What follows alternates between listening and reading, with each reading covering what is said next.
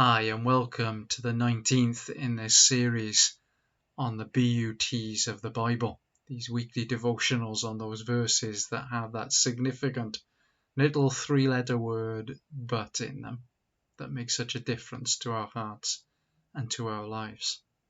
And this week we turn to Ephesians chapter 2 and verses 4 and 5. But because of his great love for us, God, who is rich in mercy, made us alive with Christ. This is the last in this series on the BUTs of the Bible. We've gone in these last 19 weeks from the beginning of the Bible in Genesis almost to the end of the New Testament. And we've only chosen just a fraction of those verses that have that word "but" in them that makes such a difference. Here in this verse, the characteristics of God that are attributed to him are his love and his mercy. But they're not just any sort of love or any sort of mercy. Paul tells us that this is God's great love and tells us that he is rich in mercy. Many of you who are my age may have some of these still around in your house. CDs and greatest hits compilations. I often wonder how they choose which songs to put on those compilation albums. Do the band choose their favourites? Is it the songs that sold the most copies? Do they come from the period when the band was at its height? What a greatest hits album tells us is that there were times where some of the songs weren't as good as those were included on the CD. The songs that make it to the greatest hits might be those that we know well and maybe will last through time.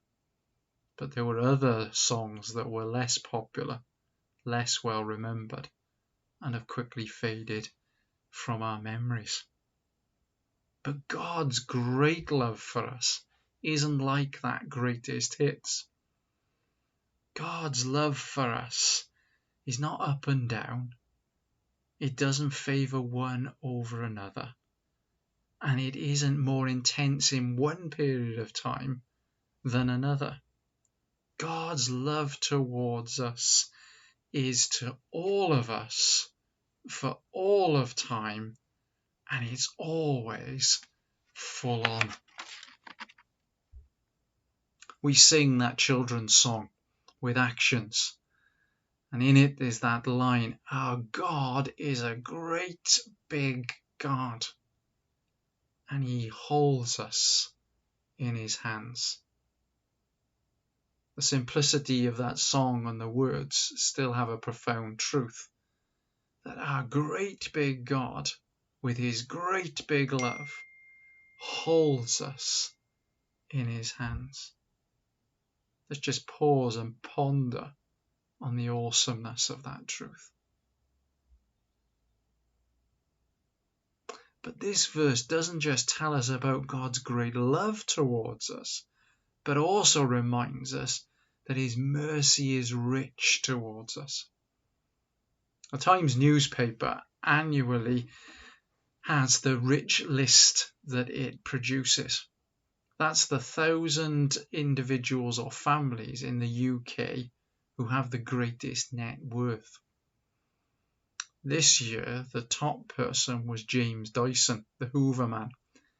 His net worth was estimated to be 16.2 billion.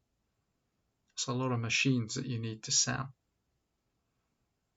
To put that in some sort of context with those great statistics, his net worth is greater than 46 countries in the world. Now, I don't know Mr. Dyson. I do know by reading a little bit about him that seemingly he does pay his taxes in the UK, which is more than can be said for some on that list, but also that he gives some of his fortune away to good causes. So he's doing some good with his wealth, alongside employing people. But The riches that the times speak of and that James Dyson has are monetary riches, that great idol of our society.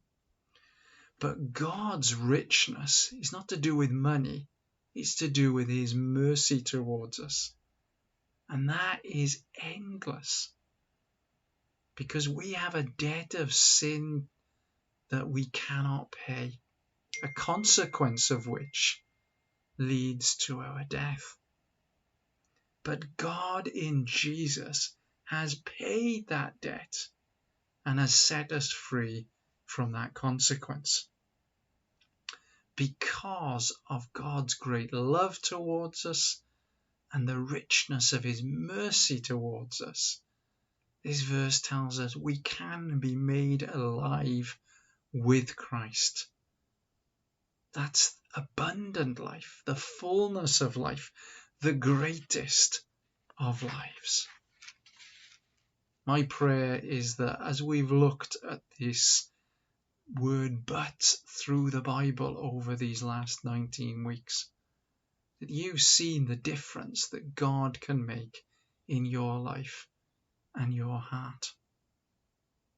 And I pray that in this verse, as we finish this series, you will know that all the more. But because of his great love for us, God, who is rich in mercy, has made us alive with Christ. My prayer is that these BUTs of the Bible will have made a difference in these challenging times that we're living in, and that you will know, and my prayer for you is that you'll know his great love. You'll enjoy the richness of his mercy, and you'll know the fullness of his life in Christ. God bless you, and thank you for listening.